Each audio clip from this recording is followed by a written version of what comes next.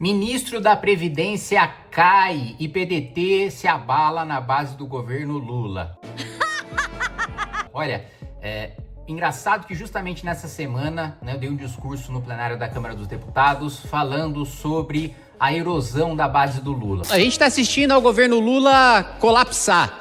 Noticia aí a Folha de São Paulo que passados 6 meses o governo Lula não consegue fazer uma reforma ministerial, porque ninguém quer ser ministro de um governo tão decadente. A maior parte dos partidos que indicaram ministros no governo já praticamente se adiantam e dizem que não vão apoiar a reeleição do Lula, o que é uma coisa muito bizarra na política.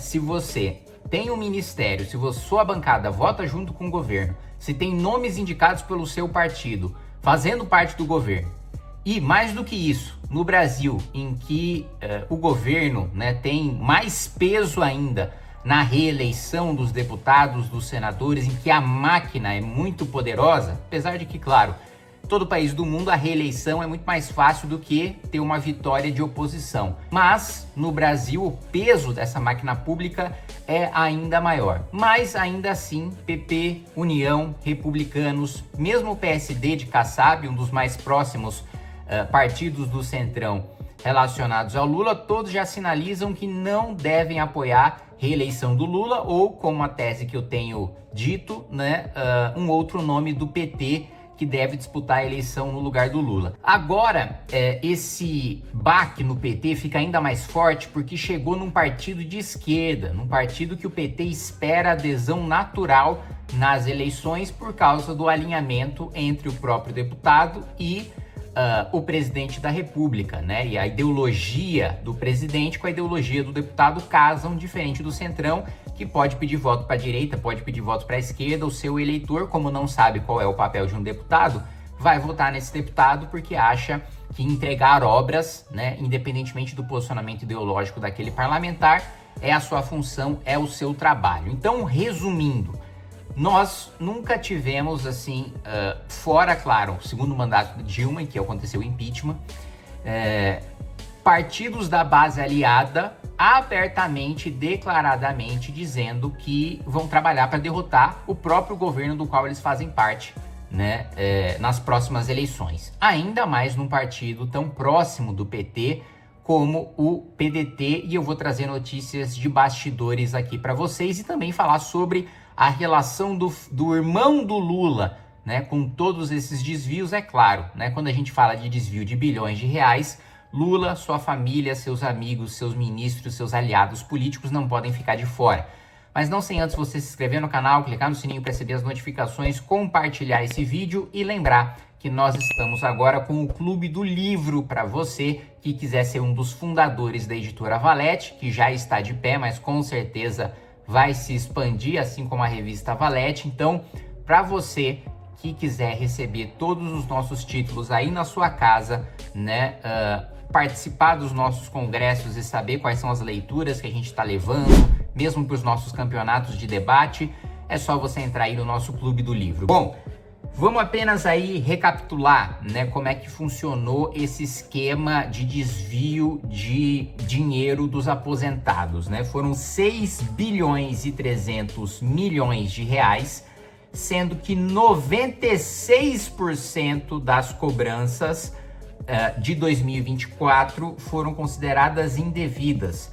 Cobranças de 11 entidades sindicais, 11 sindicatos descontavam mensalidades sem autorização dos aposentados. Olha só, o discurso da esquerda, de que o sindicato existe para proteger o trabalhador, existe para defender os interesses do trabalhador, contra o egoísmo, a ganância dos empresários, sempre colocando os empresários como se todos eles fossem os grandes empresários, tivessem ali os seus 100, 200 mil funcionários, quando na realidade a maioria esmagadora, mais de 90% das empresas brasileiras são empresas pequenas, são empresas que têm 1, 2, 3, 4 funcionários e que muitas vezes o sindicato é muito mais poderoso do que o próprio empresário, O que é irônico, porque a própria existência do sindicato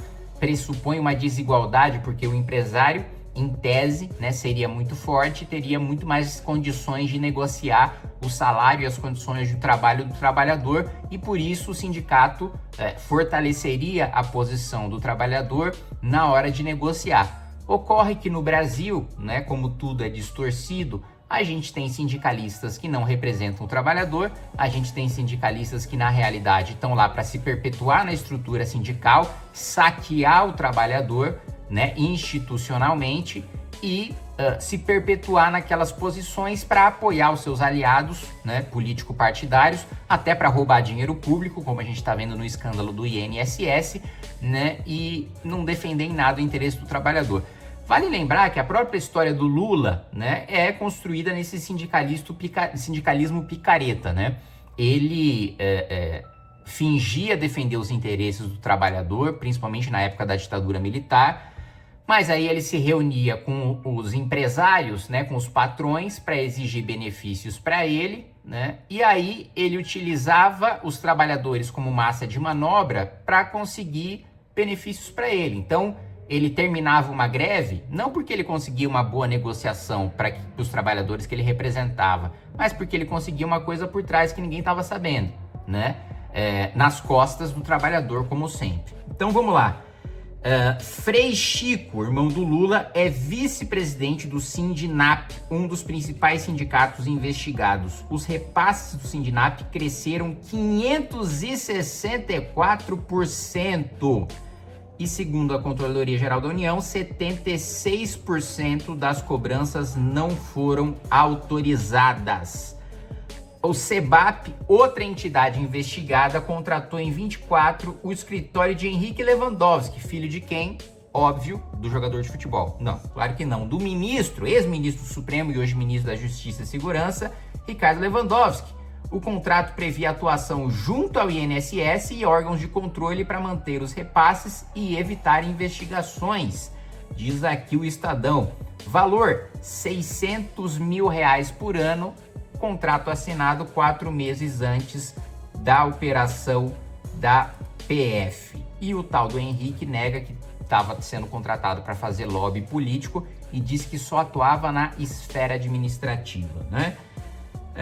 Isso somado, né, ao fato de que, né, os órgãos de controle alertaram o governo Lula desde 23 e lá estava Lupe, mas mais do que isso, lá também estava Volney, o novo ministro da Previdência, também estava ciente daquilo que estava acontecendo. Veja só, o ministro acaba de cair porque tem um escândalo bilionário no ministério, ele admite que sabia de tudo, ele admite que foi advertido, mesmo porque se ele mentisse, todos aqueles que o advertiram, e não foram poucos, né, iriam denunciá-lo e ele com certeza acabaria numa situação até pior do que ele já está.